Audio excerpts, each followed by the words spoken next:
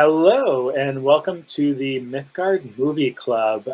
This week we are, or this month, I guess, I don't know why I said week. We don't do this weekly, but this month we are excited to be talking about obviously a favorite, I think, of all the panelists here, Pan's Labyrinth. Certainly an October mood sort of movie. And, you know, the sort of creepy and fantasy and sort of dark storytelling to all of that. But before we get into talking about the film itself, we've got a few announcements. First of all, if you're not aware already, we are in the middle of the Signum Annual Fund campaign. This is where each year, starting on Hobbit Day, we talk about sort of the past, present, and future of Signum University and sort of ask people to participate financially in all of those, well, the future primarily. So this year we're kind of in the middle. We've had a few things already. We had our traditional Hobbit Day reading kickoff on September 22nd. Just this past week, we had the State of the University address where Dr. Corey Olson talked about some of his plans and some of the broader growth for Signum. And the theme for this year is the next adventure. So where we're kind of headed on that adventure. So if you've missed those things, those are out or should soon be out on the Signum University YouTube channel. And then coming up this weekend, so we have Middle Moot coming up just in 2 short days, like more like a day and a half because we're already almost done with Thursday here. And as part of that, I'm pretty sure that Corey will be doing some special broadcasts like he did from New England Mood a couple of weeks ago. So there'll be sort of a campaign-focused version of that. Last year they did the reenactment of Weathertop. And so this year, I don't know if it's going to be another reenactment. I would be surprised if it's not another reenactment, but they'll be doing something there. And then, of course, we have our campaign finale coming up, not this weekend, but the following weekend, which has sort of been the traditional webathon. We've been calling it finale. I don't know if webathon, I think we're getting away from that term a little bit, but it'll be sort of our traditional end of campaign, lots of events and sort of focus on different activities. So if you are looking to join any of those activities or any of our weekly activities, go out to signumuniversity.org/fund and see what else is coming up. And again, you should be able to see all of the details of the campaign fund there, including the donor appreciation program and what's going on, kind of in conjunction with all of that. So also, we have just opened registration, and you can thank Kat for this because she's kind of the one behind the scenes making sure all of this gets done, along with all of our faculty, of course, and our staff who help keep track of all the registration details. Signum University Spring 2020 courses. We have one new course coming up this year, the Classical Myths and Legends, looking at the Iliad and the Odyssey, the Aeneid, and some of the other tales. Metamorphoses is in there. Lots of great stuff, kind of continuing to expand the definition of mythology and speculative fiction through some of these classical tales, which of course have so much influence on many of the tales that we're reading, and even looking at, there's probably some of those influences even in Pan's Labyrinth. Definitely some of the Pan might be a clue to some of those stories as well. So that should be a really cool class. And then we're excuse me, what's the word I'm looking for? We're once again looking at Lewis and Tolkien, Dr. Corey Olson. Yeah, I don't know what the verb there was that I was trying to stretch for. But we're looking at the comparison between Lewis and Tolkien. I took that class back when it was first offered. Oh, geez. 2012, I just realized, 7 years ago. Wow. I know he's actually redone the course once since then, and now we're reoffering it, comparing, the way that these two very good friends kind of approach storytelling and looking at the different ways that they interacted with each other and improved each other's storytelling. Modern Fantasy 2, which is a whole different set. So right now, in the fall 2019 semester, they're looking at Modern Fantasy 1. It's not a prerequisite. If you haven't taken Modern Fantasy 1, you can take Modern Fantasy 2. It's a completely different set of books. But of course, it is Corey going through. So, modern, of course, is a loose term. I think it still goes back 40 or 50 years, perhaps. But, modern in the Tolkienian sense of, anything within the last half century or so. And 20th century. Intro to Germanic Philology 2, which is following up, of course, on Intro to Germanic Philology 1. I believe that one does require you to take the first one in order to take the second one, but that's a great follow-on class too for that. So registration is open. Classes start in January, but feel free to register now. It's always a good idea to get, as Sparrow, our sorting hat, as she likes to call herself, would tell you, it's always good to get in sooner rather than later, so you can sort of get the pick of, when you want your preceptor sessions. So that's what's happening in the Signum world right now. Coming up on Movie Club, though. Yeah, so in November, we're going to tackle The Fifth Element, which is a fun movie that I think is a feel-good favorite of both mine and Curtis's. So looking forward to kind of diving in and finding some interesting things to say about that. And December is one that I don't think either of us have a lot of experience with, which is Solaris, specifically the Soviet version from the 1970s. Directed by Tarkovsky, as opposed to there was a more recent, I think 1990s Steven Soderbergh remake. But we're not going to talk about that. We're going to talk about the difficult, obscure Russian version. And so invite everybody to, check that out. Maybe try to track down the book too. There's some interesting, I'll post some interesting things about the translation. There's actually a pretty obscure, there's only one Polish to English translation, and it's not very widely available. It is available on Audible and as an ebook, but has run into some copyright issues for print publication. So if you go searching out a novel version of Solaris, be a little wary of what version you get. A lot of the print versions are translated from a French translation of the Polish. So it's this interesting kind of issue of translation and copyright. So just interesting. Be aware of that, and I'm kind of looking forward to digging into some of those aspects as well. I was not aware of that. I was actually going to brag that I had just picked up a copy, but now I'm skeptical as to which version that is. So I'll have to double check that. Yeah, so we'll there's some articles, there's some easy to find IO9 articles out there about this that I bumped into when I was looking this up. So we'll share that pretty widely on social media and on the website so that people can choose the version that is right for them.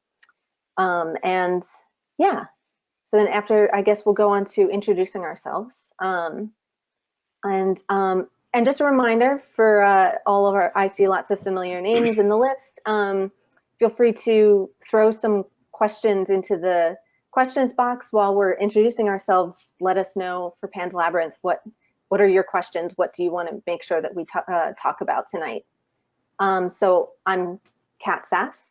I'm one of the leaders of the Mythgard Movie Club, and along with Curtis, we also do Kat and Kurt's TV Review, which is a podcast that covers speculative TV shows.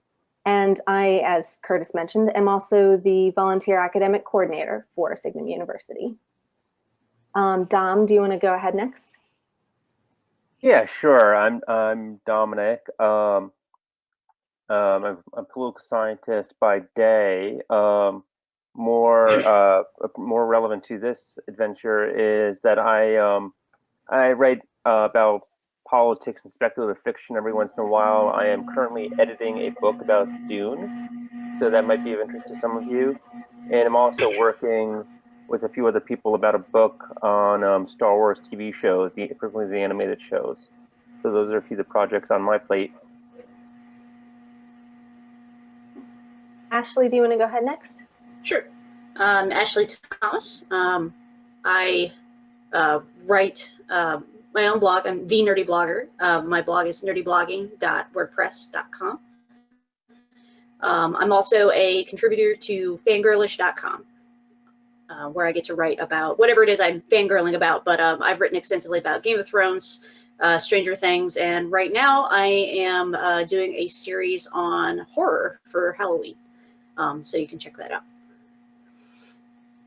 And I'm Curtis Wyant. As Kat mentioned, in addition to being co-host of the Mythgard Movie Club, I'm a co-host of Kat and Kurt's TV Review. I am a digital marketer by trade. I do some stuff for Signum website and social media, and I enjoy talking about fantasy and science fiction books and movies as well. So yeah, let's get into it.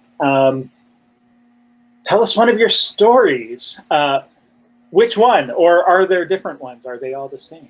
Is this? So I was looking through here. These are all Guillermo del Toro's movies, and well, I'm certainly not as familiar with most of his stuff, actually. So I guess I don't know, Kat and Dom and Ashley, maybe if you want to kind of give your familiarity and kind of where Pan's Labyrinth fits in for you in terms of the rest of his oeuvre. For me, I think I've seen Hellboy as well. And now I'm trying to think of like what others of his films I've seen, and I don't think that I've seen any other ones. So I'm definitely going to be relying in terms of any intertextual stuff that we might talk about on the three of you.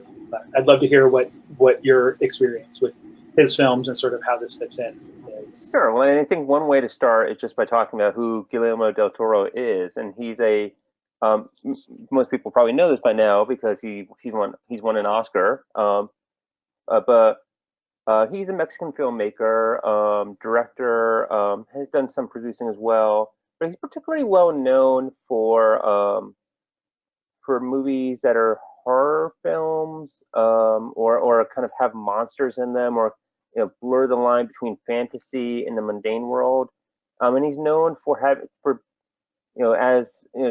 as a director for having a very good eye for composition, for lighting, and for really evocative imagery in the film. We're going to focus on Pan's Labyrinth tonight, but several of his earlier films were, as his Pan's, were Spanish language films. And the second vertical slice in the slide is from a film called Kronos that came out in the 90s, which is kind of about somebody finding a device that makes him immortal, but kind of imposes a cost on him. Another film that he made, I think it was 2001. It's called The Devil's Backbone. I don't see a picture of it here, but that was the start for Del Toro of an unofficial trilogy of fantasy horror films set during the Spanish-American War. So Devil's Backbone was set earlier in the war than Pan's Labyrinth. Pan's Labyrinth is set in 1944, and then the third film in this trilogy, it has not materialized yet. But there is some connective tissue in some of his other works. And then he moved more to English language works like Crimson Peak, Pacific Rim, obviously, Shape of Water. English language works, but they still, even Hellboy, even the big blockbuster films of him, are still, just by looking at them, they're distinctive. You can tell it's a Del Toro film. Often a lot of use of color grading, the warmer colors for fantasy. So, again, just I think pretty widely recognized as one of the most unique filmmakers out there. Yeah. Yeah, there's a few other things maybe worth pointing out. With his recent or the recent win for The Shape of Water as Best Picture, they call these three Mexican directors the Three Amigos, and with Alfonso Cuarón and oh shoot, the other one, the one who did The Revenant. Now I can't think of his name. He But also did Birdman. yeah, gosh, it's gonna come to me. But I think four of the last five Best Picture winners or something like that have been films made by these directors. So it's become a little bit of a, not a joke in a demeaning sense, but a happy joke that they're sort of passing, the Oscar between them, and they're just going to start rotating. So they're definitely at the forefront in terms of influences today. I mean, clearly, if in the last 5 years they've pretty much shared the Best Picture winners between them, you can see that these are some of the most, artistically and commercially important directors that are working today. And I think what Dom said is important too about there is a connective tissue between the films that Del Toro has made, but I wouldn't go so far as to say, which I don't think Dom was implying.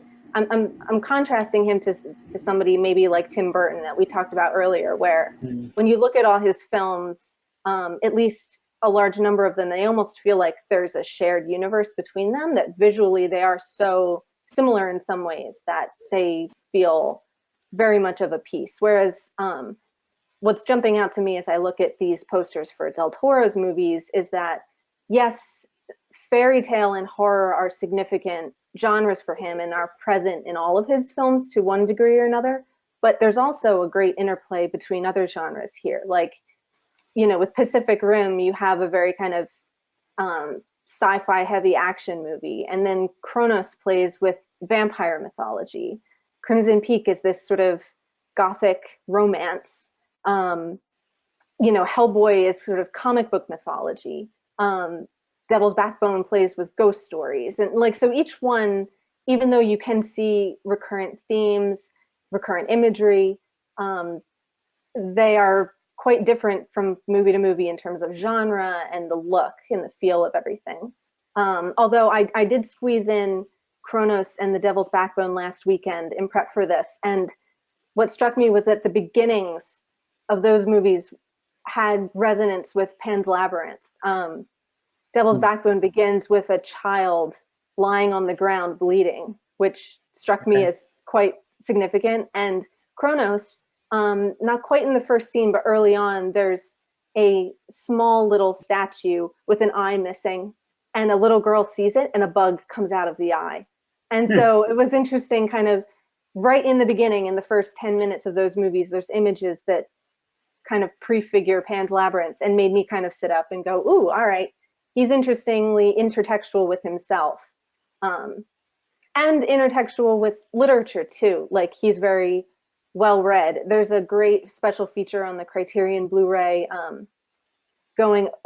taking a tour through his house, which is called Bleak House, which he has, not his house where his family lives, but his man cave, as he calls it, which he's filled with movie memorabilia, rare books,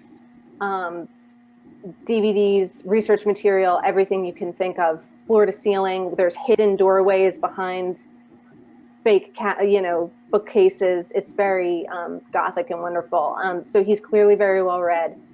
He's written books, like he's published The Strain, which is a vampire novel, which he wrote himself. And then there was also recently the publication of this novelization of Pan's Labyrinth, written by Cornelia Funke, but adapted from his movie. So he's very referential as a filmmaker, both to books, to films, to his own films. So I think there's a lot of connections if you go looking for them.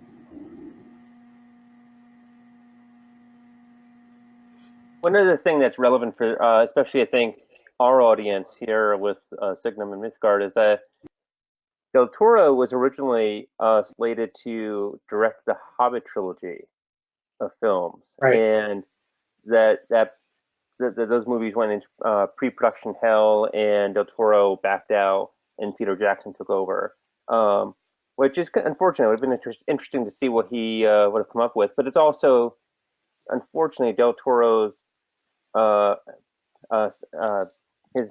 he frequently has issues with getting films produced.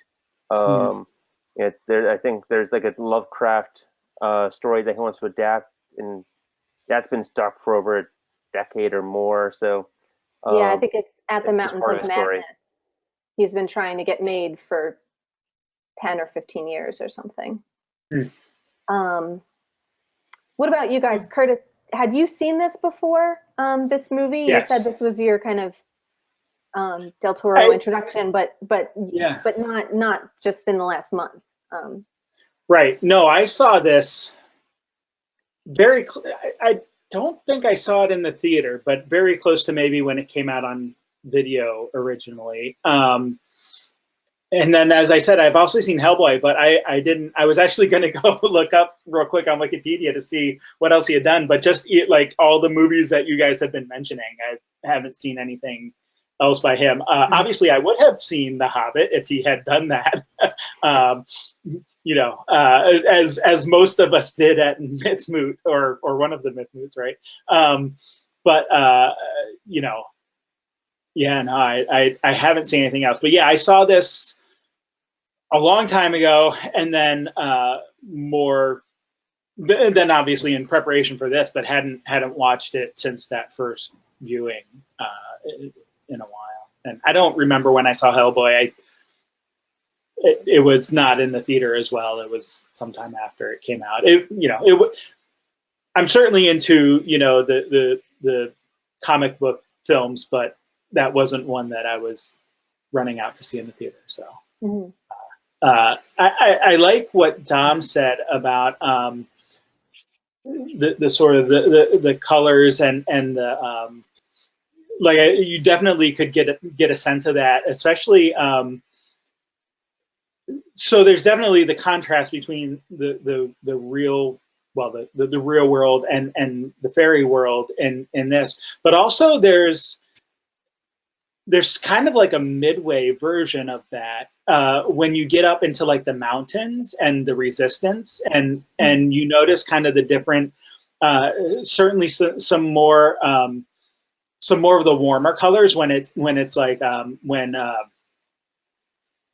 what's her name? Mercedes. Yeah, goes up and then first kind of sees her brother, but then there's like also the contrast of like when the soldier I don't know what they're called in the film, but the Vidal and his soldiers go in, and it's sort of like misty and darker, but then when it's just the other soldiers, there's kind of like warmer and lighter coloring, and that was something I kind of noticed more my second watch through this time. So that you definitely can see that he's playing with those types of things. Ashley, what about you though? What's your kind of experience here? So this was the first Guillermo del Toro movie I ever watched. I watched it on Halloween in 2008 at my best friend's house. At the time, I did not watch horror movies at all. I would gear myself to watch one every year. And so that was the one that we watched. And she's like, no, you'll like this one. You'll like this one because it's a dark fairy tale. I was like, all right, fine. But I've seen several of the other Del Toro pictures represented here. I need to give Pacific Rim and Crimson Peak another go, just because I've only seen them once, and they didn't strike me the way that Pan's Labyrinth did. I think for me, Pan's Labyrinth is the most like The Shape of Water. It opens the same way, where you have the beginning of a fairy tale about a lost princess. The color is very, very similar. You've got that blue, green, color for like the darkness in Pan's Labyrinth, and that kind of pervades throughout The Shape of Water as well. And then one character writer that just keeps coming up in a lot of Del Toro's work is Doug Jones. And of course, Doug Jones is the faun and the pale man in Pan's Labyrinth, and he is the creature in The Shape of Water, which Shape of Water was my favorite movie from 2017. So if we ever do a Mythgard Movie Club about Shape of Water, I will talk for a very long time about that because I love it so much. Yeah, interesting Doug Jones fact. He does not speak Spanish, so Yeah. learned his lines and was a trooper and performed them on set. And just for reasons of authenticity, obviously they redubbed them later. But it's pretty impressive that he, got in there and acted in a language that wasn't his own, which seems to be a thing of Del Toro's. He did the same thing to Ron Perlman in Kronos, just cast him and without him having learned Spanish, and they started shooting like a week later. So he likes to challenge his actors, that's for sure. And I think that's part of his literateness, is his comfort. I've never seen a movie like Kronos struck me as I've never seen a movie so happily switch between languages and just have it not be a big deal. So for what that's worth checking out. I think the next slide we have is about the frame. So if anybody kind of wants to speak to that, Ashley mentioned this recurrent theme across his movies of this lost princess fairy tale. So we get Ofelia here as, or Princess Moanna in the beginning and the end. So yeah, if there's any other aspects of that theme that somebody wants to speak to. Yeah, I think his movies often will take fantastical stories or even fairy tales, in the case of Pan's Labyrinth, and approach them in a way that isn't quite gritty. It's not grimdark like Game of Thrones, but also is perhaps a bit more heavy-hitting in how it presents reality. Pan's Labyrinth has, I think, a surprising amount of violence and gore for a fantasy movie that purports to be a fairy tale. It's sometimes very unexpected, but it is also not in there for shock value. It's not in there for titillation. Shape of Water, I would say something similar too, where there is nudity, there is violence, but it's just there. It's just part of the world. So it's an interesting combination. And I always find it that Del Toro began Pan's Labyrinth with this fairy tale setup, and then ends the movie with it. And I know we'll get into this later, but there are a lot of questions as to the extent to which how we interpret that frame. If this frame, the fairy tale frame, is quote unquote real or literal, or if it's supposed to be, like how are we supposed to? Is Princess Moanna real? Or is this just an inspirational story for a young girl who's in trouble? Yeah, I definitely wanted to talk about the framing here, and also because there's a little bit of blending in the frame of the story, because like we have the fairy tale framing, but even before this, preceding this, is the the textual bit, talking about the Spanish Civil War and when this takes place after that. So there's a little bit even like of the frame itself kind of blending back and forth, and you're not sure which is actually the frame and which is actually the story in that effect as well, which I didn't really think about again until the second time through. Your points about you never notice the sort of violence, and I agree it's not gratuitous or anything in any way, like it's realistic, and the swearing and the uncomfortable parts, unless you're watching it with your teenage daughter, which I did this first time rewatching it, and not remembering, some of the frankness and things like, sawing off someone's leg, which fortunately didn't get like super gory, but I wasn't sure because I didn't remember that first time through, like how much they were actually going to show there. And I'm like, you might want to close your eyes for this because I really don't know what's coming up. So, but in terms of the frame itself, I definitely want to talk about this. And these two shots sort of incidentally that I put in here, I also go to show the contrast there, kind of, I think what you were talking about before, Dom, of the coloring and I mean, these are both kind of in the fantasy world, but it's before and after, right? Or after and before, if you're going from left to right, of, sort of the underground realm, which is not explained. Like we don't, other than that it's underground and it's a realm, like we don't know anything about this place, but kind of gives that fairy tale feel to it. And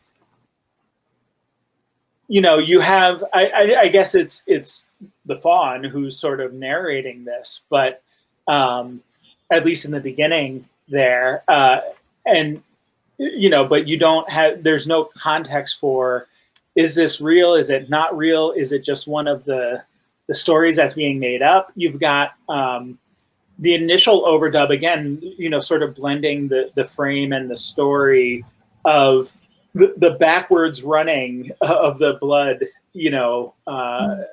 from Ofelia as she's sort of lying there, dying, but she's not dying because it's backwards. She's like undying. So there's kind of this whole like reversal and blending of the frame where you're not really sure what is frame and what is story, and that which I really appreciated much more on the second watch through. And I don't know if you guys have opinions or if it even matters which is the frame and which is the story, but I just kind of wanted to note that and bring up that there is this feeling of a frame, whether or not it actually is a frame or not. Right. No, that's an interesting way of thinking about it. Of, is it a fairy tale set within this kind of realistic historical narrative, or is the historical narrative embedded in what is a larger fairy tale narrative? Which I guess implies that one of them carries more weight, which maybe that's not true. Maybe it's a kind of more of a yin and yang situation of I don't know, maybe where you land, as we'll share the quote later of Del Toro saying, it's for you to decide, and where you land probably says more about you than about the film. But our kind of need for one of them to be more true than the other is an interesting way for him to kind of set this up. But I love that, what you said about the first image being a reversal of death. There's, in the first image of the movie, there's a foreshadowing of the ending of death, death coming first and turning into life rather than the other way around. And I think that the violence of the world fits in both frames. I mean, on the one hand, we have a bloody, brutal Spanish Civil War, and on the other hand, we have a bloody, brutal fairy tale, which certain fairy tales certainly can be. When you go back to the original versions of the Grimm fairy tales and the European folk traditions that they're drawing on, especially before there were subsequent revisions to make them a little cleaner, right. There's a lot of gore and violence and brutality in those stories. So it kind of, it might not feel what we know today as a kind of Disney fairy tale, but certainly in the roots that Del Toro is working in, I think violence sort of fits comfortably within both of these genres. I think what's incredibly smart about the film is that it sets up a lot of that tension and ambiguity early on, like really right at the beginning, as we've been saying, and that primes the audience to look at the film with both perspectives and to you know, and I think I could imagine Pan's Labyrinth being done by a different director, and having the whole Ofelia might be a princess thing coming as some sort of plot twist in the middle or near the end, with no setup. You know, oh surprise, you know, you're actually a secret princess, and we've seen that movie so many times, and it can come across as a bit forced if it's just thrown out there with no setup. But here, you know, we are told this might be a fairy tale. We're also told this might be history, and especially as Curtis said,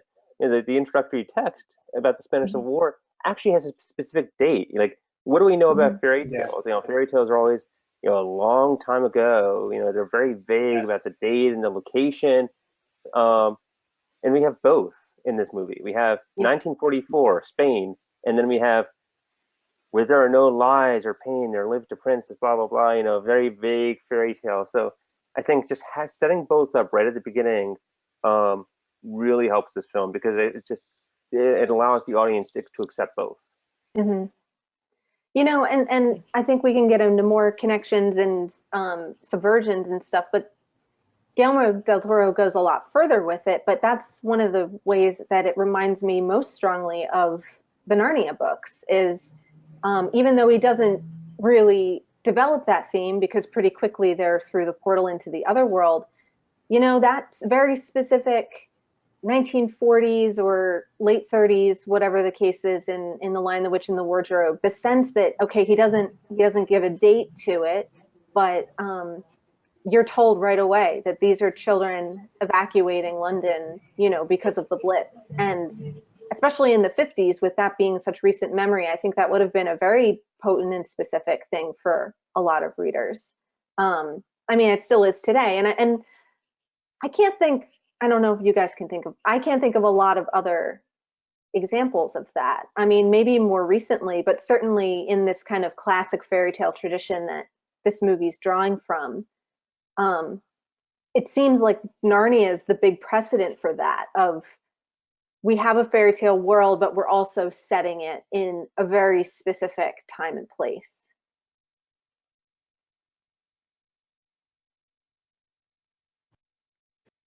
I haven't read Jim Butcher's novels, but my understanding is that there's some of that as well. Well, wait, and isn't Harry Potter kind of like this? Like, it is set during the 90s, and then there's Hogwarts, which is, you know. It is, but I don't, maybe you guys disagree, I don't feel that the 90s are as relevant to Harry Potter as the 1940s are to this story, or even they are to the Chronicles of Narnia. I mean, in some of the backstory there is, when you get to the parallels between Grindelwald and the kind of, you know, World War II and Wizarding World parallels, then the history, the dates seemed a little more relevant. But I don't know. I don't necessarily feel when I read Harry Potter that it's relevant that it's set in the 1990s. But maybe people disagree with me. Yeah, well, oh, sorry, go ahead. Oh, no, I just, yeah, no, I would agree with what you said, Kat. Just the, like, I mean, I feel like with Harry Potter, like, it's not tied to the idea of anything within the 90s, because he goes to Hogwarts and that functions in a completely different manner. And so it doesn't really matter that,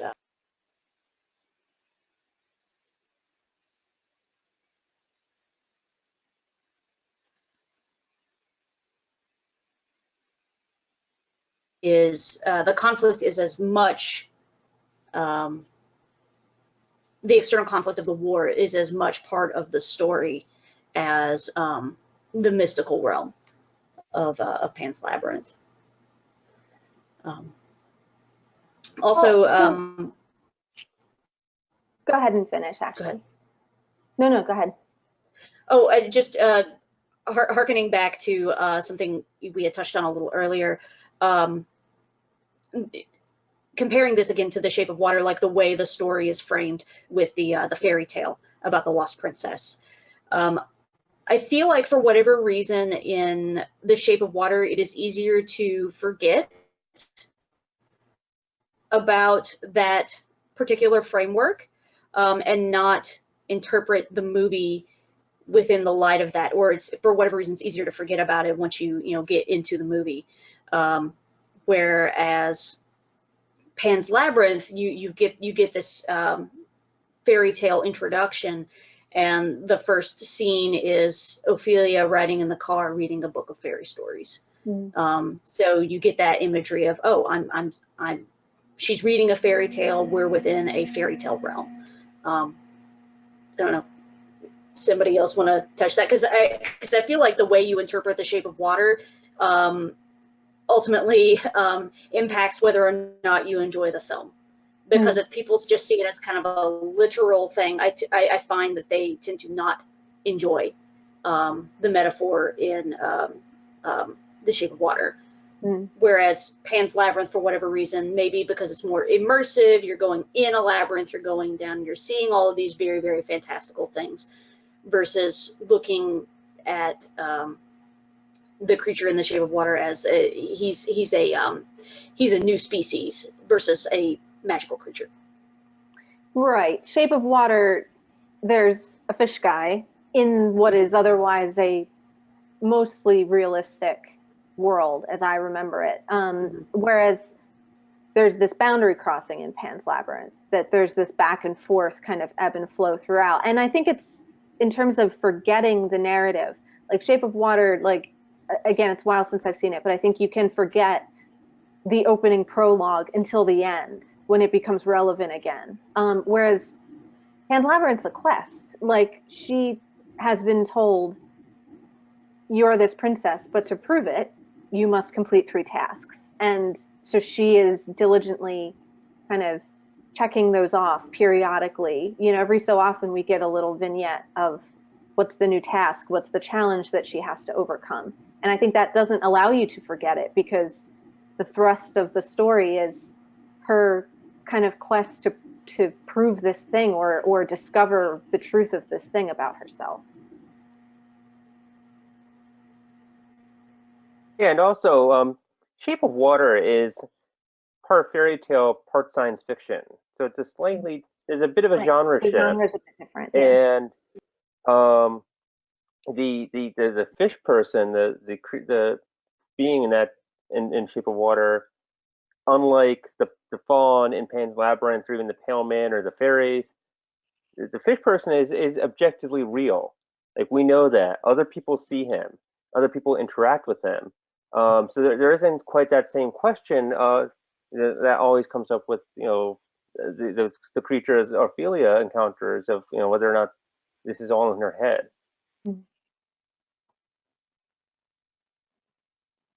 So can we advance to the slide about the faun? Because I came across this interesting story of Del Toro's from an interview he was on Charlie Rose. So he talked about that when he was a kid, I have the text there, he would have these very lucid dreams, these sort of waking nightmares, specifically in his grandmother's house. And every night he stayed in that house, he would wake up like a little bit before midnight, and he would wait in terror until the clock or the nearby church struck midnight. And from behind the armoire would come this faun, and he would freak out. So that was this was a kind of nightmarish encounter for him. This wasn't an invitation into Narnia necessarily, but I think when we talk about fauns and wardrobes, we can't help but think of Narnia. So I'm wondering if this is another way to approach it, as kind of a subversion of the Narnia or the Mr. Tumnus figure of. Now, I know Corey has talked about Mr. Tumnus being ambiguous in his own way, as a faun. You're not entirely sure when Lucy goes through the wardrobe, what side he's on, and he is compromised. Like, don't forget that he is a spy, and he does inform on her, and he's not a purely good character. But at the same time, like, we love him, and we have all these nice, warm, fuzzy associations that are hard to escape. Whereas clearly Del Toro's faun is not warm and fuzzy in that same way. But it's interesting to me that it struck me this contrast between being kind of invited through a wardrobe where you meet a nice faun. We have this nightmare image of a faun who comes out from behind the wardrobe and comes into your house. And it's sort of this horror invasion, rather than a kind of classic portal fantasy, I don't know, scenario. So it seems like that's kind of some of the things that he's playing with is, I guess, what are typical fairy tale motifs and images, but maybe subverted more into a horror tradition of they're intriguing, they're not necessarily evil, but they're not necessarily benevolent either, and they're quite terrifying, at least at first.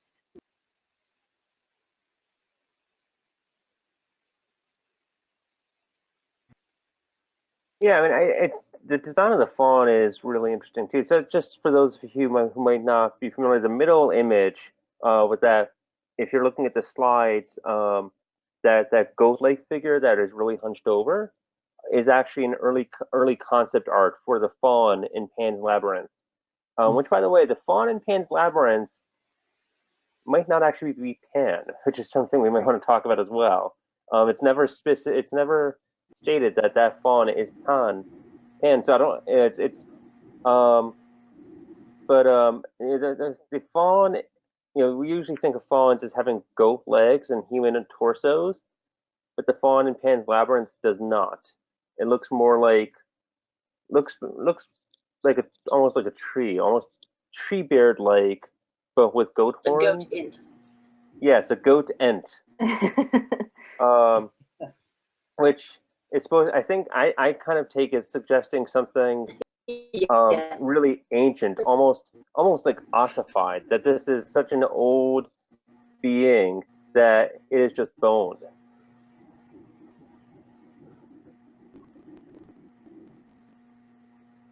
Right, and he gets at that with his sort of introduction there. I've had so many names, old names that only the wind and the trees can pronounce. I am the mountain, the forest, and the earth. I am a faun. Notice he does not say Pan, because we can pronounce Pan. Right. Right, which I think Del Toro has been explicit that that's a translator's decision. For the dumb American. Typical American mistranslation. Although I think once it's there, you can't escape those associations of wildness and ambiguity and connection with the earth, and Pan is connected with fauns more generally as well. So even if he's not literally Pan, I don't know that the association is completely inappropriate. Well, even the title in Spanish is El Labyrinth del Fauno, which I minored in Spanish. I'm way out of practice, so I apologize for butchering that. But I mean, it doesn't even say, it's not even like El Labyrinth del Pan, which pan in Spanish is bread. So it's not going to work out real well either. But yeah, I never thought to call the faun Pan, just the faun. I kind of feel like this is like a Harry Potter and the Sorcerer's Stone kind of thing versus Harry Potter and the Philosopher's Stone. Let me ask all of you, when you first saw the faun, like, what was your reaction? Like, were you all, did you think this was like a monster, or was it scary, or was it, a friendly guide? I remember, because again, this was 11 years ago. I didn't like horror movies at the time. I remember being both like creeped out by him, but also really fascinated. And I kind of feel that way about a lot of Guillermo del Toro's monsters. I feel like all of his creatures are really interesting to look at. I feel like if you were to look really closely at the faun's head, like there's all these little lines and things like that. You just kind of want to stare and take it all in, but at the same time, it is very terrifying to do that. That was kind of my like initial knee-jerk reaction. Watching the film again for Movie Club, was actually the second time I watched the film, and I there was a lot that I had forgotten, but I still had that same kind of like, the font's still kind of creepy, but I still really want to look at it just because I think the costume is so interesting. And there's something kind of charming about the way that Doug Jones plays him physically, even, you know, it's that very like whimsical. Yeah, his little like gestures and stuff. Like he is, there's something kind of fun, I don't know, in the performance, but it's a long time since the first time I saw it too, but I think suspicion would have been my prevailing, which I think persists. Like there's definitely, even when I rewatch, you're trying to look for the tells in his sort of con job of like, how is he manipulating her, and which parts are true and which ones are he's lying but to a good purpose, or which ones are he's lying maybe not to so good a purpose, and you're never really quite sure with him. So that was my feeling in the beginning, and I don't, even knowing the ending, I don't think that ever entirely goes away. I never feel safe with him the way I might feel with Mr. Tumnus once he's redeemed. You know, I can kind of forget the sins of Mr. Tumnus, whereas the faun is always, I think, appropriately enough, going to stay an ambiguous figure. He has that, you know, good but dangerous vibe, right? Like, and the suspicion. I think I'm with you. I saw it a very long time ago, so I don't know. I can only sort of like guess at what my reactions were at this point, but that questioning of like, okay, you know, he's definitely trying to get her to do this stuff, and at the end there is an almost like he's a servant of her and, you know, Princess Moanna and sort of the royal family there, but not entirely clear what that relationship exactly is, and like, yeah, like what does he get out of, you know, getting her to do all these things, if indeed the sort of fantasy story is real, or the fairy story is real. Like, what is his particular role here? Is it just, you know, he's a faithful servant and wants to get the princess back to her rightful place, or is there something more? I almost said sinister. I don't know if sinister is quite the right word for it, but self-gratifying, maybe, you know, for him in getting her to do these various tasks. And part of that's because of the sort of evasiveness. Like when he's pointing out, like, oh, that's you and me in this stone carving, and she's like, oh, and what about the baby? And he's like, well, okay, it's time to be moving on. You know, like let's go to this next task, or whatever it is at that point. I forget precisely where that falls, but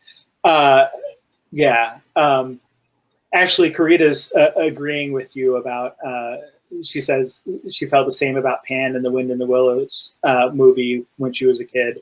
Creeped out but fascinated. And then Elise is saying that Pan's gestures are whimsical, but they also convey age. He moves as if he's been frozen for a while and is stretching out muscles he hasn't used.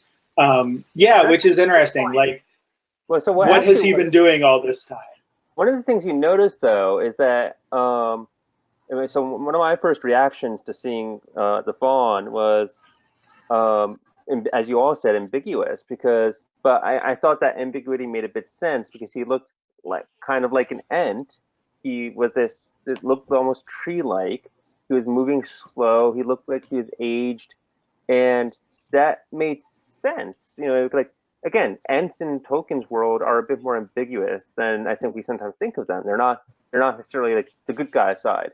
They are out for nature, and I thought that's how I saw the faun initially. That maybe he was just like, he was on the side of nature, like he wasn't he wasn't on the fascist side, the Republican side of the Spanish Civil War. He was just just something else. But then when you go through the movie, the faun becomes he's subtly different. And when I first saw it, it seemed like he was maybe a bit more sinister, but also more energetic. His movements were quicker. He was more excited, and certainly when he after the Pale Man incident, when he comes back to Ofelia and says, "Oh, I'm giving you a second chance," like he seems like he really wants something. Like he's very time's running short. And then in the Labyrinth, the baby, he looks almost beaming, and that kind of registered very oddly with me for this tree-like, naturalistic-looking being to be moving quicker and smiling so much. That seemed much more. That was harder to process. And actually, I did later read that Del Toro specifically wanted the faun to look like and to act like he was de-aging throughout the movie. So he's very old in the earlier scenes, and he's becoming younger as the movie goes on. And he didn't say specifically why, and I don't know if there's a sinister reason behind that, or if there's or if it's just that as the magic, the underworld, or the underground realm is restored, he also gets magic back. So. But anyways, yeah, it really kind of little subtle touches that I think make him a very memorable character. Right. There's, even divorced from the context of the stories, there's a few different ways you could go with a motif like that. Like he's gaining strength because he's being rejuvenated, because maybe the closer she gets to her home and her destiny, he's being revitalized and regaining strength and everything. But at the same time, you could think of like a vampire figure who gains strength and vitality from a situation that he's draining. Right. Yeah, and you're not quite sure, like you could go different ways with that. And the backwards aging thing always makes me think of Merlin. In certain traditions anyway. So there's a kind of connection with the wise,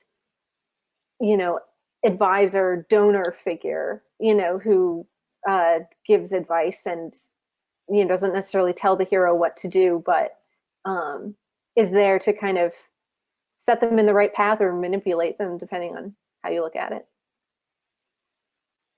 A little this, a little that. Elise says that she agrees with Dom that the faun seems to have a higher stake in Ophelia's success as the plot goes on. Right, but the positive spin to put on that is he's getting closer, that he knows we're almost there. She's almost got it. Like, if we take it as benevolent, if in the end what she's, if he has confidence that she's going to make the right choice, then I could see that being, again, another Narnian connection of spring and vitality returning to the natural world, out of this kind of dystopian regime that they've been living under. Speaking of dystopian regimes, do you want to talk about the Spanish Civil War and the role that plays in the story? Mm-hmm. So I think it was an earlier slide. So as we'd said, the film takes place in 1944, which is actually is after the Spanish Civil War. So the war had ended in 1939, and this is not a conflict that gets a lot of attention in history classes in the U.S., but it's pretty important, and at the time was basically an international cause célèbre.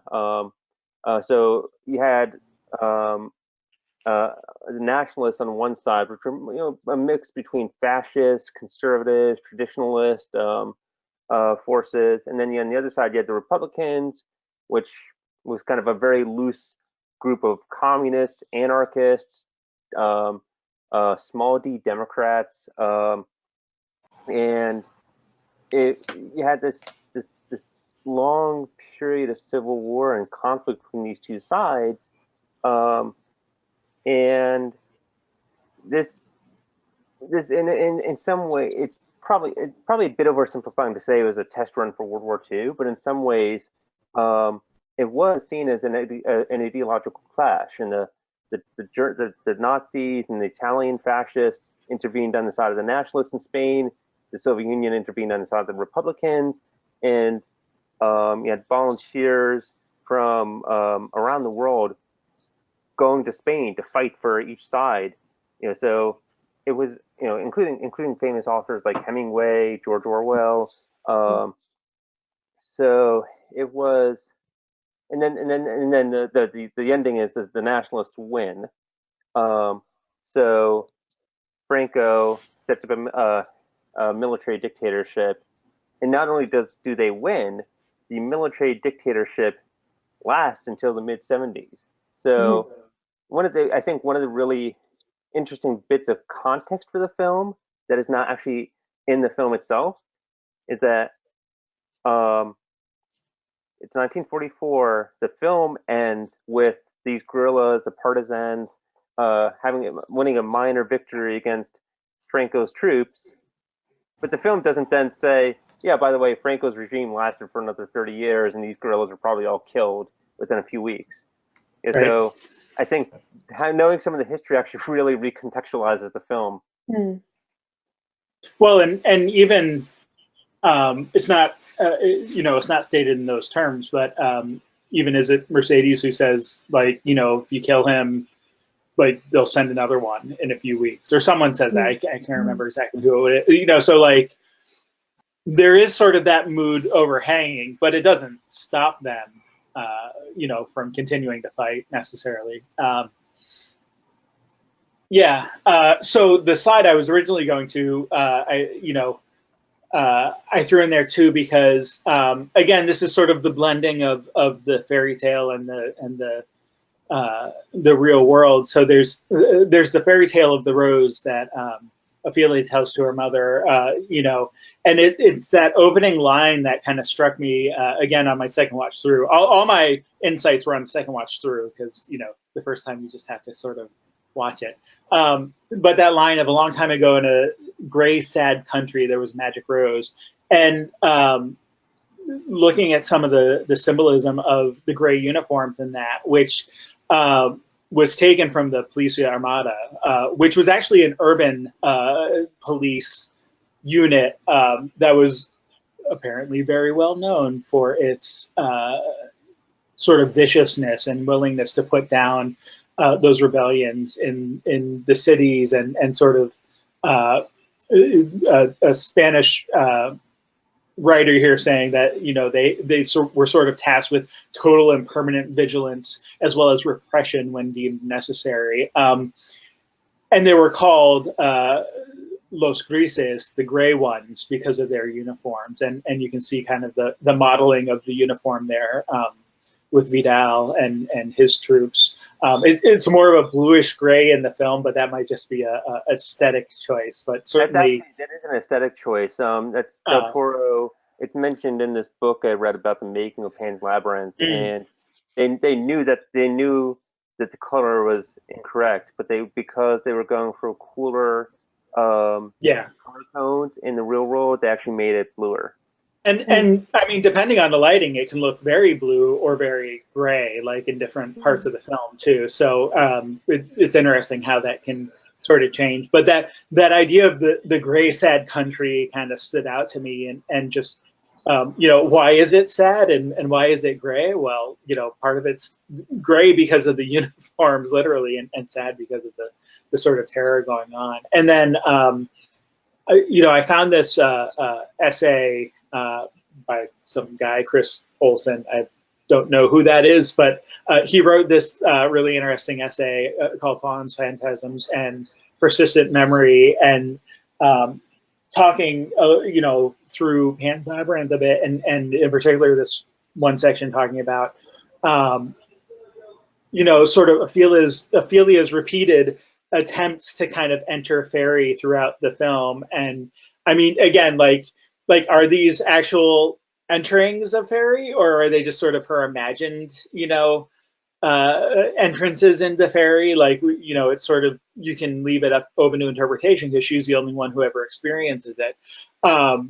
But sort of as these escapes, sort of in the Tolkienian sense, I would say, into fairy, although they're not quite, you know, escapes in ways that modern users might talk about escapes, right? Like, it's still scary, it's still dark, and you know, you have pale men biting off the heads of fairies and that kind of thing. But in order to sort of deal with or escape from the trauma of the real conflict, so I just thought together kind of this idea of the gray sad country where there's this rose that like everyone knows about, but no one sort of wants to try to get to because it's so dangerous. You know, if you get one little prick by a thorn, then you die. But you know, sort of high risk, high reward sort of situation there,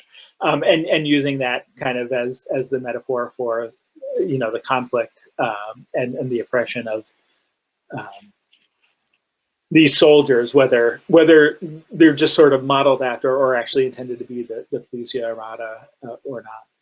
Well, and it works on a couple different levels because, you know, they are doing the oppressing of other people, but also this connection of, you know, the grayness to the grayness of the uniforms. I remember this story within the story jumping out to me, just rewatching it, because my memory serves that she finishes her tale and it cuts to Vidal, and her voiceover is sort of over him as he's in his room working on his clocks or whatever he's, you know, sharpening his razor or whatever he's doing. And the sense to me was there's some connection here between the Rose and Vidal, which I don't think we necessarily think of him as a very redeemable character, but there is this sense of like, to kind of pull at the metaphor, like, do we all have this, you know, this kernel of goodness? There's this rose that you can cultivate, but if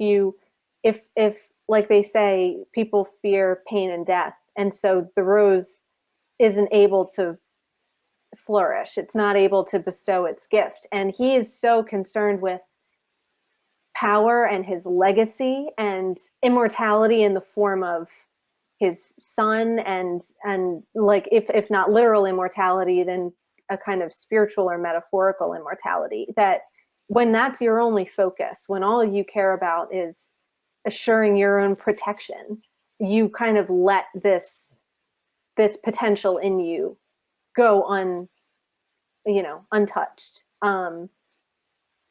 So it just, the juxtaposition struck me because I think it's easier to kind of see him as all, you know, he's all bad and he's oppressing the good guys, but there seems to be a suggestion that there's potential goodness even in these terrible people.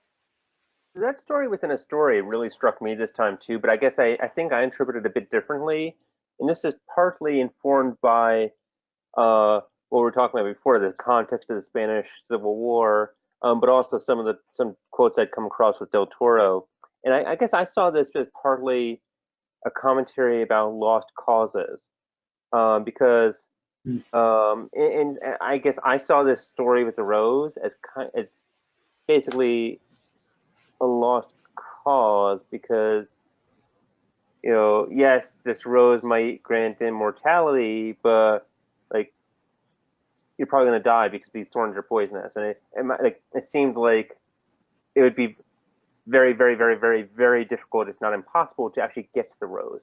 And Vidal is somebody who I take him as somebody who, but there was no talk of eternal life where men fear pain more than they want immortality. I see Vidal as somebody who isn't going to risk his life for that greater cause, or isn't going to risk his life for the rose. That his window is ultimately very narrow, whereas the Republicans like Mercedes, the Doctor, even Ofelia later, they do that. Like, Mercedes survives, but the Doctor, and certainly, arguably, Ofelia, they die for something greater than themselves. And in some ways, they achieve a sort of immortality, that they have a legacy, not immortality as in they live forever in the biological sense, but they have a legacy that will last. Ophelia's death in the mundane world means that her little brother lives, and lives in the hands of the Republicans. And until they're wiped out a few weeks later. Yeah, well, but even then, it's they're leaving a legacy. They're leaving a legacy of struggle. And Del Toro really glorifies the lost cause, is that they are going to be celebrated later in history. Whereas, what does Mercedes say to Vidal right before she shoots him? Your son's not going to know who you are. You're going to be forgotten. I'm going to kill you and not tell your son about you. Like, he is not immortal.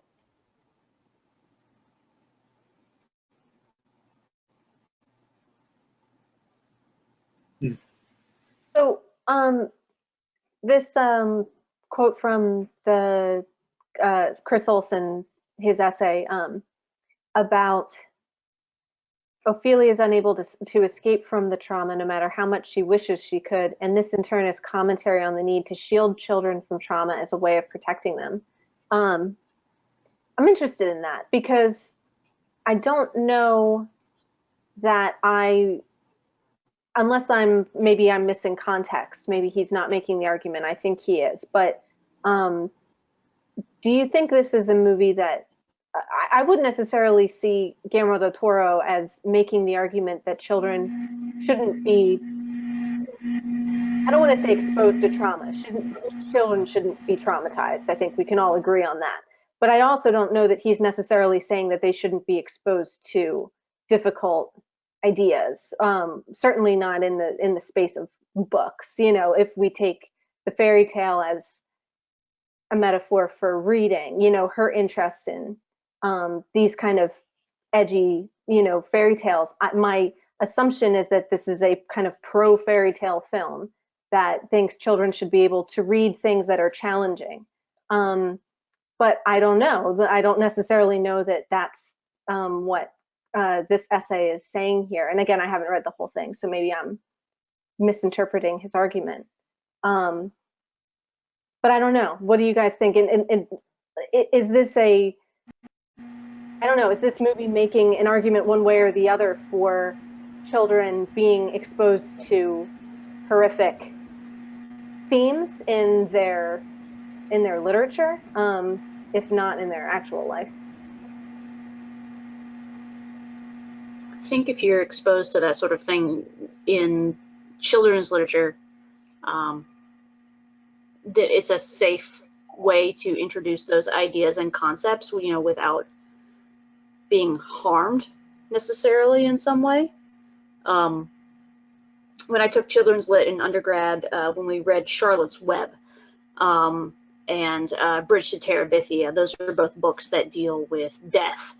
And it makes it a safer way for children to learn how to cope with that. I don't know, watching this film, I really, the whole scene where she has an argument with her mother, magic is not real, these stories are not real. I feel like it's that C.S. Lewis quote over again, someday you'll be old enough to read fairy tales again. It's that same kind of context where, the world is very hard and gritty and ugly and dirty. And the fairy tales are offering an escape, but also like a really healthy outlet for her to work out her emotions and her thoughts and feelings.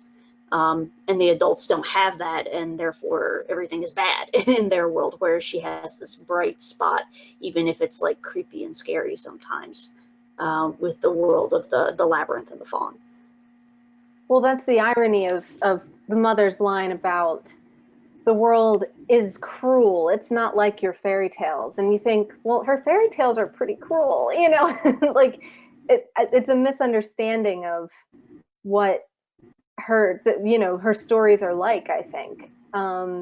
Yes, there is an aspect of, you know, I don't think we would say that fairy tales are without beauty or without wish fulfillment or escape or any of those positive things, but they're not necessarily lacking in, like Tolkien says, they're made up of the same stuff of earth as, you know, as the real world is. And I think that includes, you know, the pain and the scary elements and the possibility of failure and loss as well. It's not, it's not all boulderized all the time. There are those darker, more challenging aspects to the fairy tales too. So, Kat, just to your question about, I think it hinges on that word need.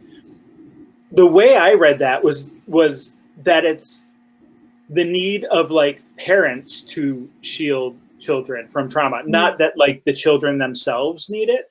Although I agree that like in looking at it through the way that you described it, like there is sort of ambiguity, or maybe even like impulse might be a better verb there, or noun. But I don't like. I went back and I just reread the paragraph that's in. It's not clear precisely what he's talking about. But that the way that I read it was not that like, not that children actually be needed, but in the context of the paragraph as a whole, which is about 3 times as long as what I quoted here. He's talking about kind of the futility of shielding children from trauma because it happens anyways and they're exposed to it anyway. And so I read that as the need of like adults to shield children. Like the need is on behalf of the shielders, not of the shieldees, so to speak. But it is ambiguous the way it's sort of stated here. So I don't like, because I agree with what you're saying. Like I don't think Del Toro is saying that children need to be shielded. I think he's saying that that trauma exists and like they're gonna have to deal with it somehow or other, or not deal with it somehow or other. So yeah, I guess maybe I could have found a better, less ambiguous quote here for that. No, it provides a good talking point. The ambiguity is a good prompt for discussion, I think. But I think you're probably right. Yeah. There's also this theme of lost causes again, where you know, one way to think about this is that we cannot escape trauma. We should be shielded from trauma.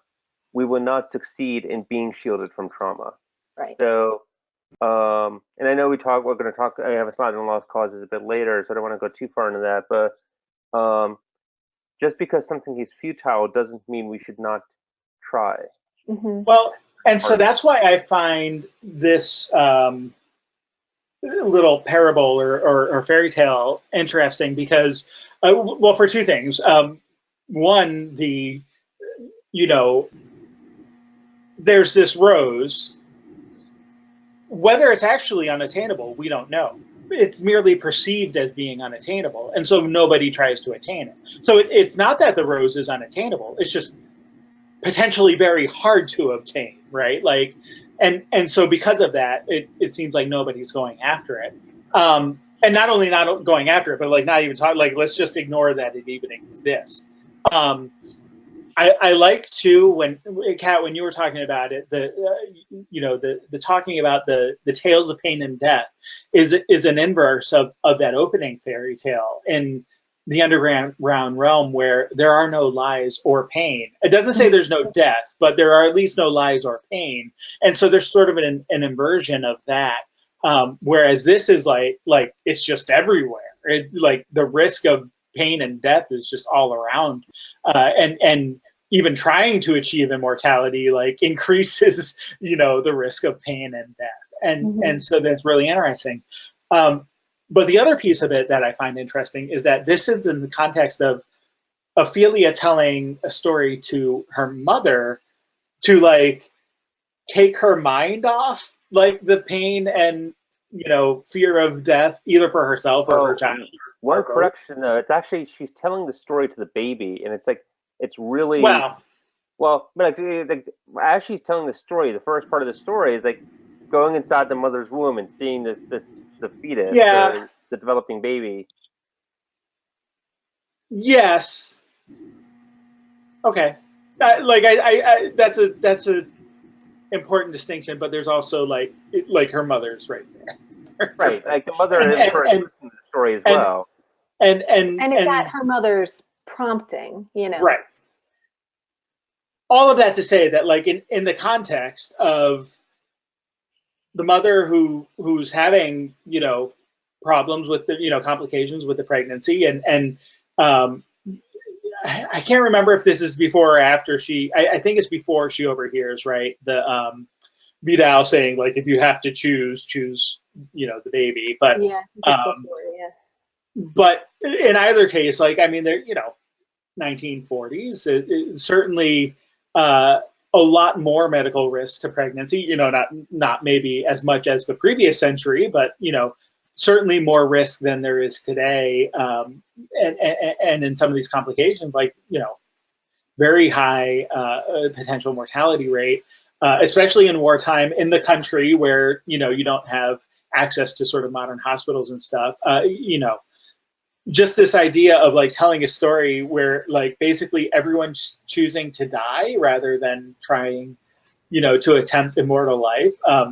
Just seems it seems an interesting choice for why would Ofelia tell that story, sort of diegetically, and then why is Del Toro choosing to have this particular fairy tale in this context.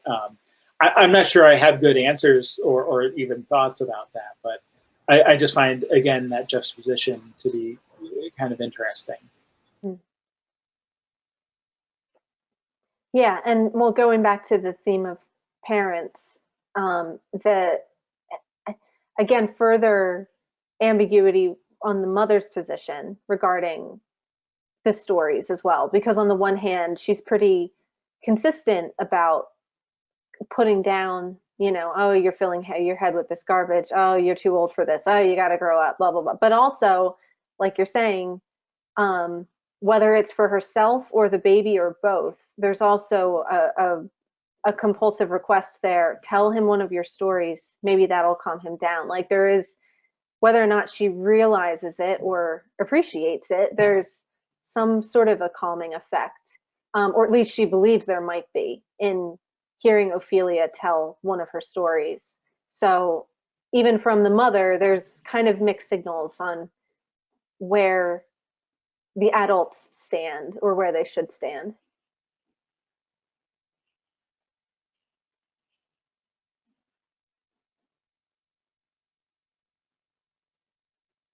Oh, your sound might have cut out for a second. Sorry. I was going to say, Dom, did you want to talk about, I'm not sure, the lost causes slide here, since we've been talking about that a bit. Yeah, we've been dancing around it.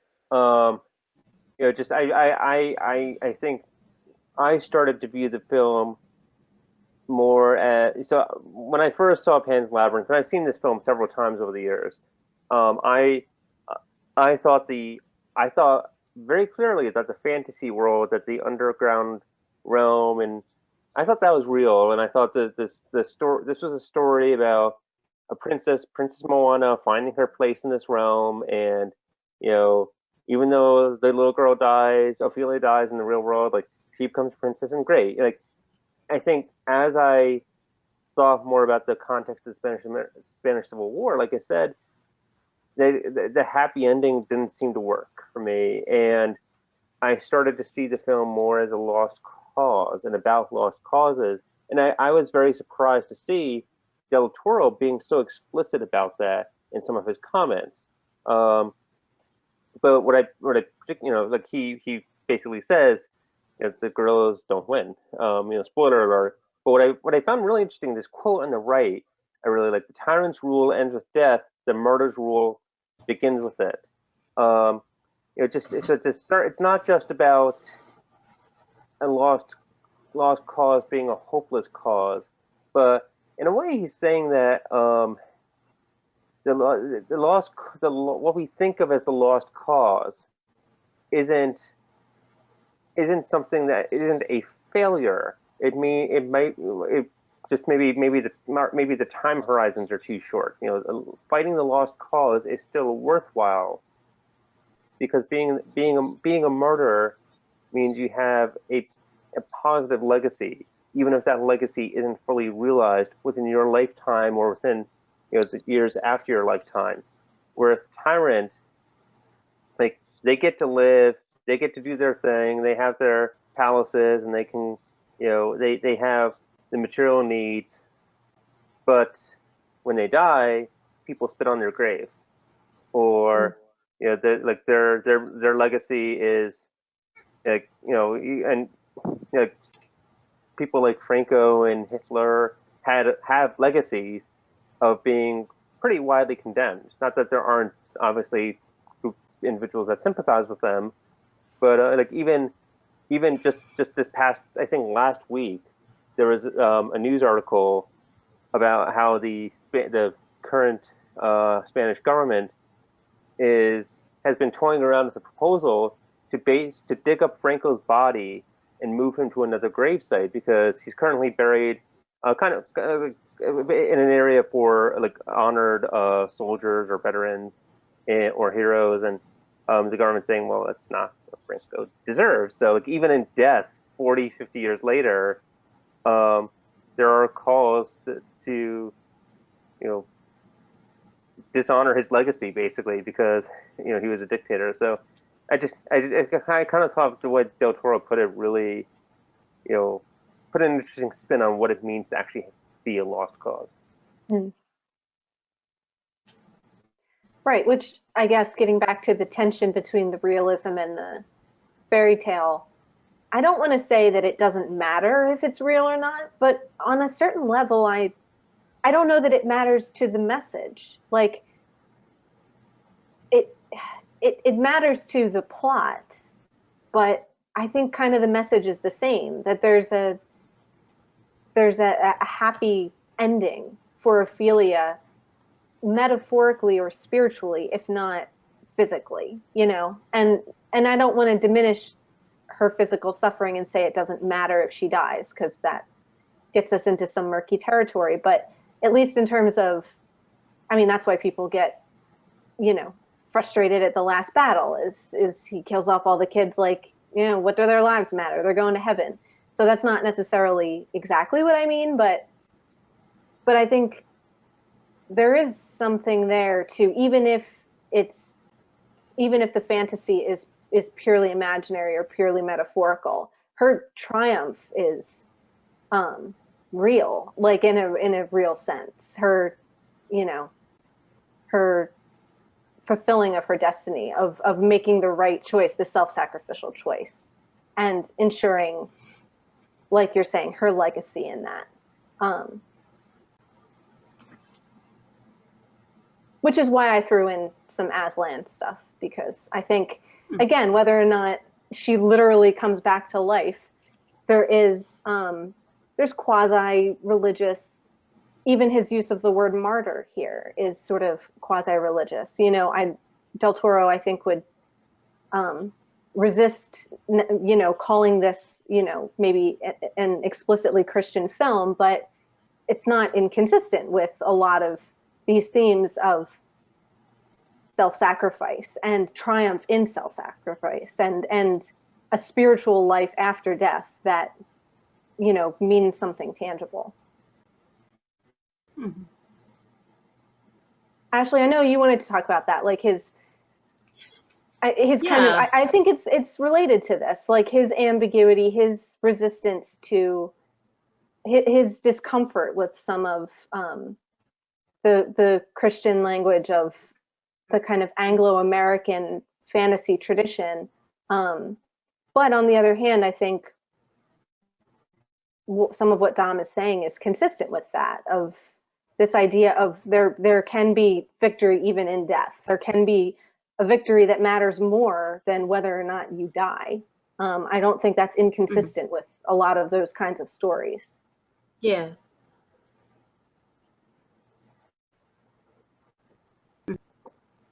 something I see working in other parts of Guillermo del Toro's work. He really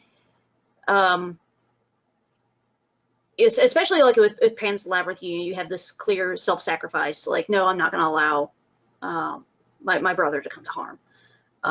And then, in the end, Ofelia is seated by her father's side. I mean, that very clearly, I mean, that's Jesus to me.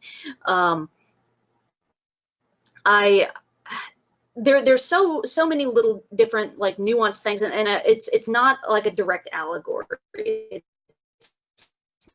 not like,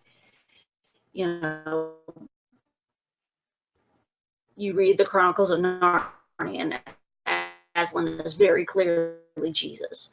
But there's definitely things that resonate with me personally as a Christian watching Pan's Labyrinth. Her self-sacrifice, I think that the Torah that you have, the human soul ends with his death, a martyr's rule begins. And I think that's that's a very Christian idea. Jesus is triumphant in death and resurrection, not not the other way around. So I just there's so many different things, and again, I'm thinking again about The Shape of Water because I really love The Shape of Water. But there were a lot of things in that film that really resonated with me on that level too. So just a lot of different things. Also, like the very idea of a labyrinth, and I don't come from a liturgical tradition that employed labyrinths in worship, but I know they're used for prayer, prayer walking and things like that. And so it just, again, there's just this whole, like, there's little tiny things. And I guess you were talking earlier about what's intertextual about this. To me, that is drawing from, like, Christian ideas, whether Del Toro would if I'm remembering correctly, I've read that he personally describes himself somewhere in the neighborhood of agnosticism. So I just think it's very interesting that he still draws from those ideas while not necessarily they're not necessarily his own beliefs. Right.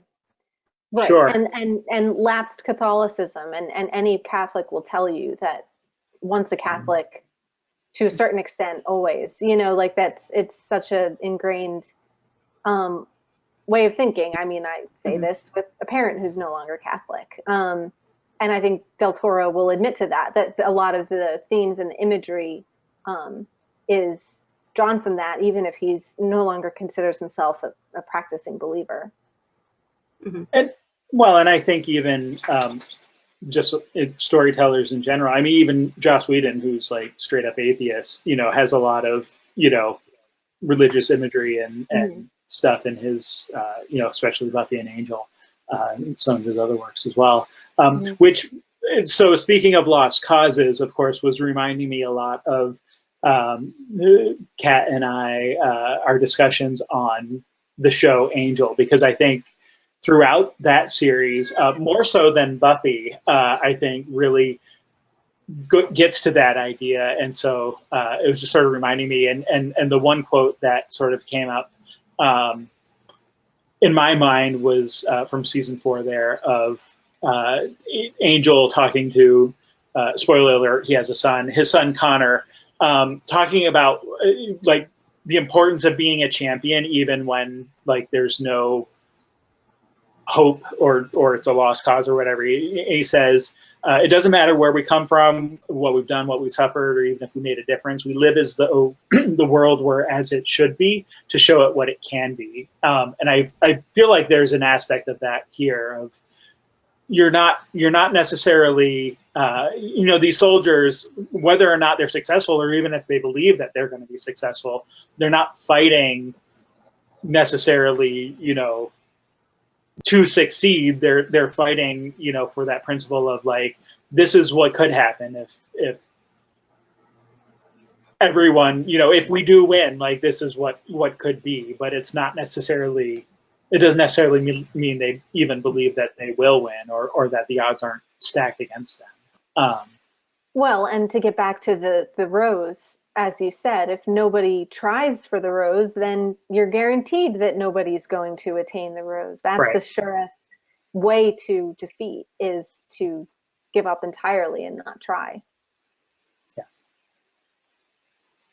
And this is where I do wonder if the you know, so Kat, I know you were asking if it matters if the fantasy realm is real or literal, and I think this is maybe where it could matter, and that if we treat this underground realm, the fantasy elements in the story, as strictly real, or more, especially in the ending, if we believe that Ofelia actually does not die and goes this and becomes this Moanna, that means there's a certain utilitarianism to the struggle that I think is somewhat different from the types of lost causes we've been talking about, where, you know, lost cause, we're saying like with the Curtis example of Angel, it's the you do it because it is the right thing to do, you know, not because there's a chance that you will get the reward at the end. And lost causes are worth fighting because they show that it is possible to fight for them, not that you are likely or even remotely possibly will get that, you know, that outcome that you want to achieve. So there, I think it's, I guess I lean more towards, you know, Ofelia did not actually become the princess and she died, and Sure, this is a bit of a tragedy. but I think that is where the final task becomes crucial, that the trickery, you know, of the faun is essential, that she gives it up, you know, so she does the right thing, believing that it's going to lead to not getting the reward, you know. So he almost has his cake and eats it too. Like, if you kind of believe that she is rewarded in the end, well, you can't just say she did it all for the reward, because she didn't. She explicitly chooses to sacrifice the reward on, you know, for the baby. So, you know, there's that nice kind of, she's kind of good either way. You know, she's able to relinquish it and still get it, because the faun was, you know, a trickster all along, and, you know, he had that other card up his sleeve. Well, and that sort of twist at the end, I want to touch on that in order to segue into the topic that Kat said she wanted to talk about on Twitter around obedience. Because my question here, again, second time through, because I didn't realize anything the first time through, and that's on me, not the film. But the idea of I didn't know that the king had a name, but Ray is what was on IMDb, so which seems appropriate for a king, especially a Spanish king. But the sentence he says here of "you have spilled your own blood rather than the blood of an innocent," which is an interesting statement. So that's implying that Ofelia is not an innocent, right? Because, or is she? Like it. So I guess my question here is does her blood actually fulfill the blood of an innocent mandate?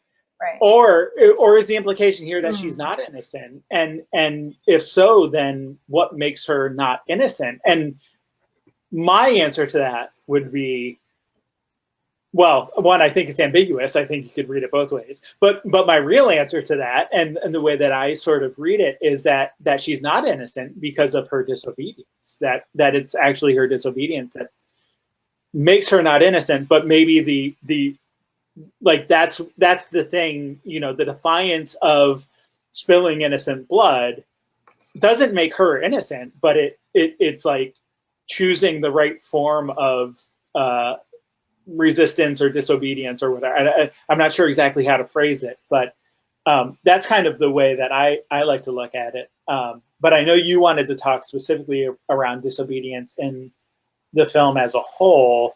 and I missed the slide. Where was that? Oh, this one. You promised to obey me. There's a lot of people not obeying in this film. Right. And I don't know if you had a particular place you wanted to start with that, Kat, but I just thought that was as we were talking about kind of where Ofelia ends up and whether or not, she goes there and the idea that she might not be innocent. Yeah, She no, had a secret life as a gang member. Maybe there's that. That's in a secret chapter of the novelization, is Ophelia's other life. No, I mean. Well, but she also. Sorry, go ahead. I'm so sorry. Go ahead. No, I mean she kidnaps her brother, like she, right. disobeys and runs out. And Erica's also pointing out her disobedience with the fairies. She eats the fruit when she's told not to, sure. as well, and gets some fairy heads bit off. So right. So she's certainly not perfect. Like whether or not, like, we can, I guess, quibble over to what extent that makes her no longer innocent. But I think all that seems to be true.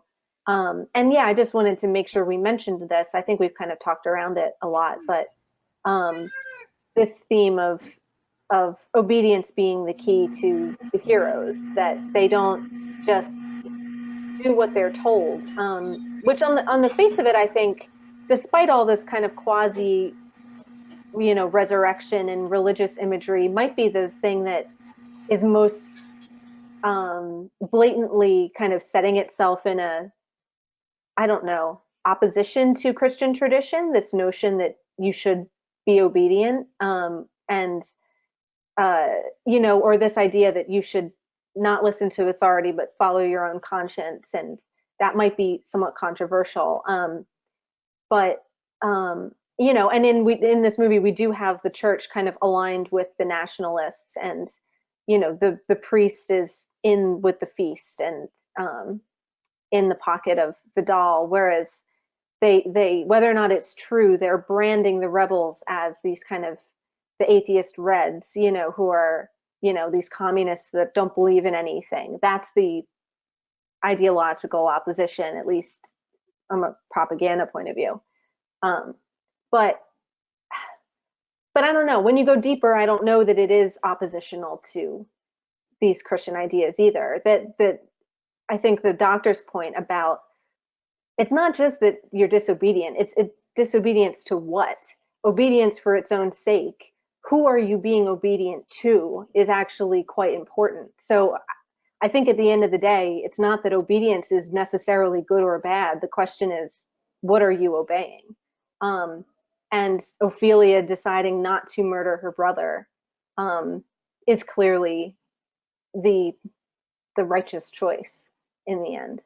And I think, yeah, like, again, whether or not we agree that the ending is literal, I think you have to read that disobedience into it. Her giving up of the kingdom for the sake of doing the right thing, again, that's back to the lost causes theme of she's willing to give up her eternal reward, if in the service of this greater ideology, which kind of again puts her in line with the rebels.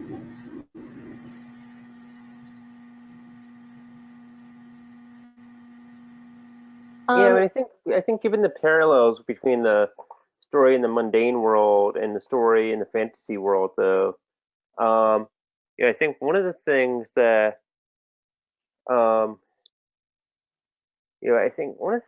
like really, they're both setting up the disobedient actor as being on the righteous side. It's Ofelia, and then the Republicans in the mundane world. And what's interesting though is that kind of starting to think through the parallel though in the mundane world, in Spain in 1944, the individuals that are being disobeyed are clearly villains, right? Like Vidal is the local commander. Dr. Ferrero is disobeying him. And I think we kind of have that like good bad dichotomy pretty clear. Ophelia is disobeying the faun, and as we said earlier, he is a more ambiguous character. Like she's not disobeying the pale man, right? Like that's not the individual who's being disobeyed. And Ophelia also disobeys her mother, which is, interesting too. So, I kind of wonder if I don't like. I think I definitely agree. This film is on the side of disobeying, especially disobeying bad authority figures. But I also wonder if part of the story is Ophelia like learning how to like becoming less of like a child who will just do things like disobey, like just being less of a child who, like, well, children will sometimes disobey for bad reasons, or just like say they don't want to eat their vegetables when they should, and being somebody who will disobey and take a moral stand, because that's what she does. It's like, I guess it's more about like why she disobeys rather than like the fact that she disobeys. Right, which is kind of I think what I was trying to say earlier is like the reason, the motivation, and the purpose, the authority that you are disobeying makes all the difference. And I guess, can we bring in the Pale Man here, because we definitely have to talk about the Pale Man. One of the scariest things I think I can remember seeing in a movie. And yeah, I guess if Erica is right when she points out like disobedience of the faun with eating the fruit of the table is kind of another one of her transgressions. It's more what you're saying, Dom, about it's for no good reason, which is one of the most infuriating things about it. Is it's that classic horror movie thing of like, why are you doing that? You're screaming at her, turn around, like, can't you see that this is, which is frustrating, but she's hungry, and I didn't really. She is hungry. She went to bed without her supper. Yeah, not only that, like, she went to bed. Not only did she go to bed without her supper, but like they are rationing food.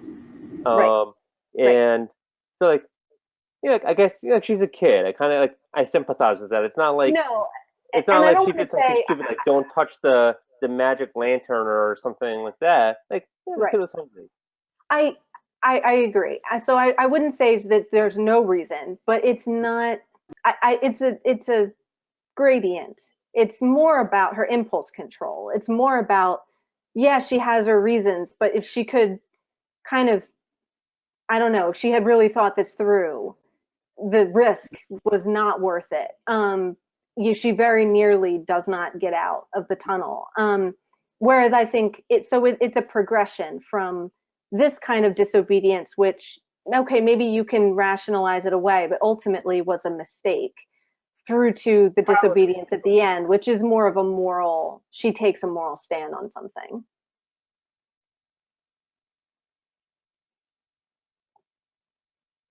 I think it's really interesting, the images you've chosen to juxtapose here. It never crossed my mind to compare Vidal with the Pale Man. Something that did cross my mind thinking about the Pale Man is the fourth horseman of the apocalypse. The rider on a pale horse is death. And when we look at the paintings on the wall in the Pale Man's house, for lack of better terminology, like it's him like eating children, very, very deadly. And then the thing that I remembered the most about this movie was thinking about how violent Vidal was, and like the heinous ways he would kill people. I remember thinking about that almost as much as thinking about how scary the Pale Man was, or how creepy the faun was. To me, like, he was the worst part. And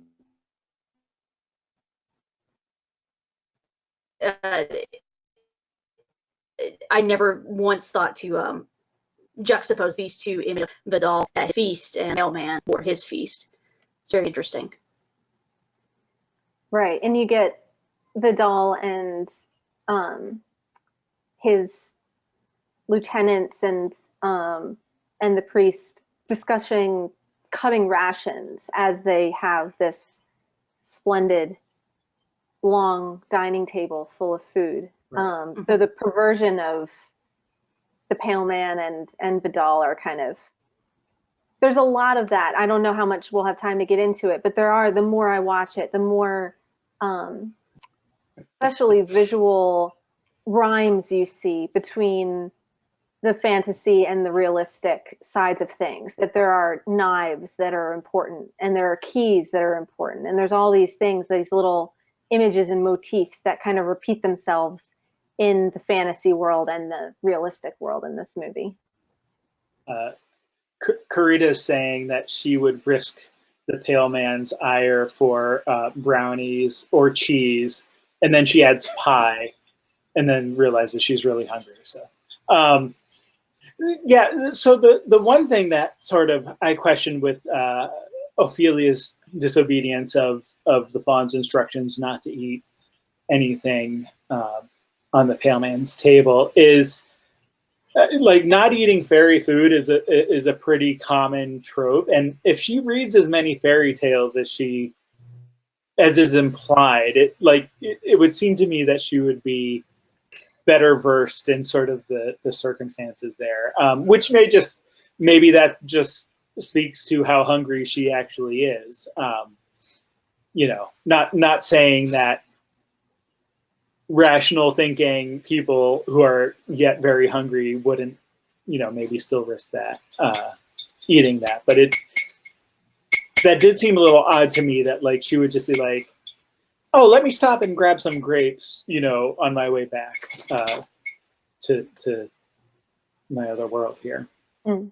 Well, it's this whole the whole Dr. Ferraro's quote is to obey without questioning, and which is different from obeying, because you could obey after having a question answered. Mm-hmm. And I think, like Curtis, you like fair point. Like she should have been literate enough to like, no, don't eat the Pale Man's food. But at the same time, I wonder if this is also maybe a lesson in like the questioning part too. Like, why do you not eat the Pale Man's food? Maybe if you'd asked the faun would have said, well, the Pale Man might wake up and eat you. Like that this is not just some random rule. This is a rule for your safety. Whereas, she does do that with the baby. She's, when at the end, she asks, why are we doing this? Like, is there an alternative? And then she does take a stand eventually. So, yeah, I guess I don't necessarily think the Pale Man incident is a lesson in, obeying without questioning. It's just maybe a different type of obedience or different type of this. So, the questioning part is key. Mm-hmm.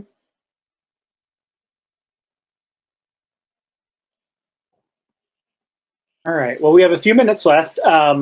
Any like final thoughts or any other? I know we didn't cover all the slides. Kat, you kind of brought up before that. We've been talking about the ambiguity all along, but kind of in Del Toro's own words, that there's a sort of how you interpret it says more about you rather than the film or the maker of the film, perhaps.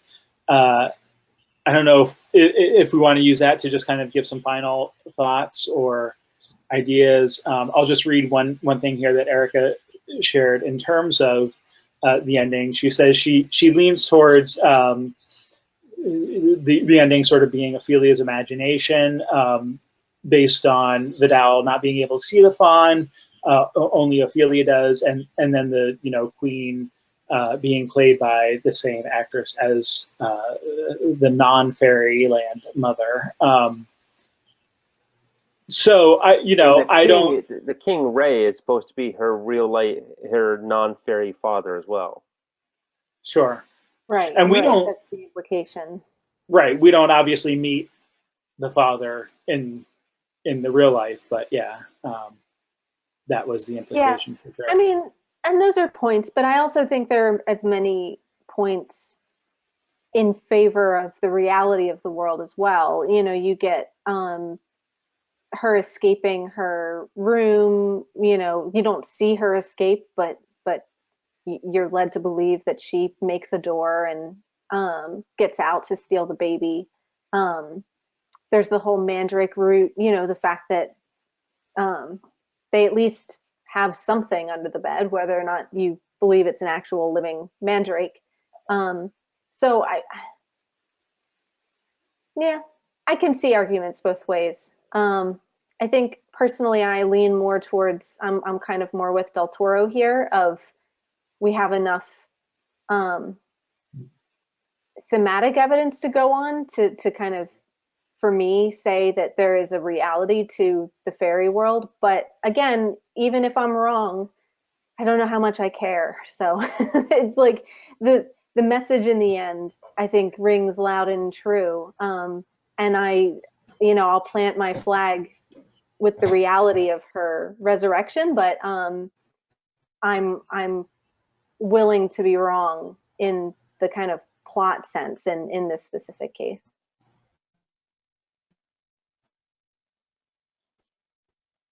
Curtis or Ashley, do you want to decide? Do you want to tip the scales one way or the other? Yeah, so on the theme of disobedience too, we actually didn't talk about this in the opening frame of the fact that she runs away from her kingly parents in the underground realm. I mean, she, you know, her whole story is if we're looking at this as Moanna, you know, leaving the underground world and being later resurrected or returned as Ofelia, that in and of itself is an act of disobedience. Good point. Very much a sort of grass is greener on the other side type of thing. It has a sort of feel to it. You know, I like the ambiguity. I don't know that I want to commit because, well, I guess like I don't necessarily think you have to commit. Like I think she can both die and it's also a return to the underworld, sort of with her last dying breath. I mean, there's lots of fairy tales that, you know, where fairyland is ambiguous, whether or not it's a death or a crossing over of living beings. I'm thinking even of like Sir Orfeo or something, where it's like these people were snatched from life. Well, does that mean they're still alive, or the Elf King's sort of court there of like all these sort of like people who are kind of statuesque or whatever? It's like, well, they're kind of still alive, but like in the non-fairy world, they're pretty much dead or just missing or whatever.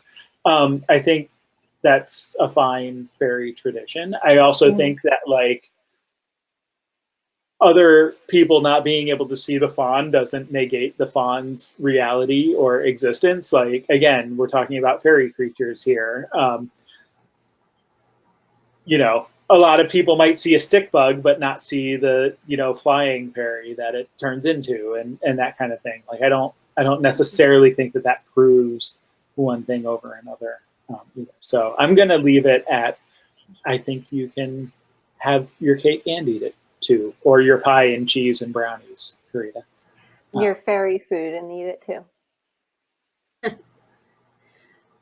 I tend to land on that yes, the fairy realm is real, because I like fantasy and that's where I land. But the line from Dumbledore in Harry Potter and the Deathly Hallows kind of, I think, resonates with this ending. Is of course it's in your head, but that doesn't mean it isn't real. Sure. There's Dumbledore saying exactly what I've been trying to say, right? Yeah.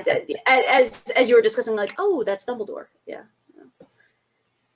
That tends to be where I land on that. And on the flip side, I think even if the fairy world is real, I don't think that necessarily takes away from the tragic aspect of the ending either. Right. I don't think that mitigates the fact that a child, you know, is murdered in this movie, and Right. you know, her life is cut short. So again, yeah, I mean, I think the ambiguity is really central to this movie, and obviously if it was entirely unambiguous, it wouldn't be this film. That's not really the point here. I think too, you hearkening back to that, a martyr's reign begins at his death. I mean, yes, we admire martyrs, but we're not glad they died.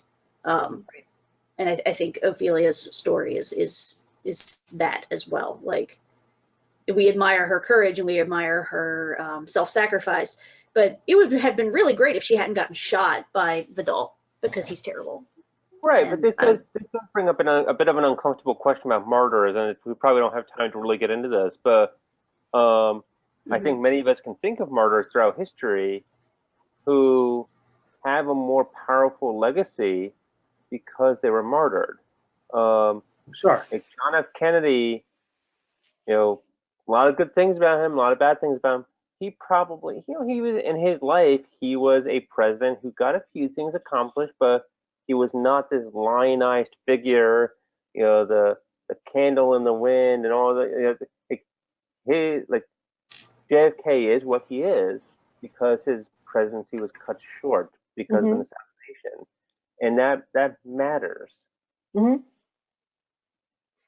Right, but that's not to say that anybody celebrates. Oh, it's not good. No, it's not. Right. We're not celebrating assassination. And that's the tension. That's the, like, you can't have if you try to have this conversation, you end up going, but, and then the other side goes, well, but like, there's no way to separate the good and the bad in the. Do not kill people to make martyrs like that. Like, do not do that. But like at the same time, I think that's a good point to end on. Do not celebrate killing people. No, yeah, we are kind of at time, but no, I think there's a lot of ambiguity there. But we will be back on November 21st, which is the week before Thanksgiving, for anyone who's counting, American Thanksgiving, of course, and. We'll be back to talk about the fifth element. Thank you all for attending tonight, and don't martyr anyone, please. And if you do, don't tell them where you got the idea. Okay, talk to you later. Bye. Good night. Thank you. Good night.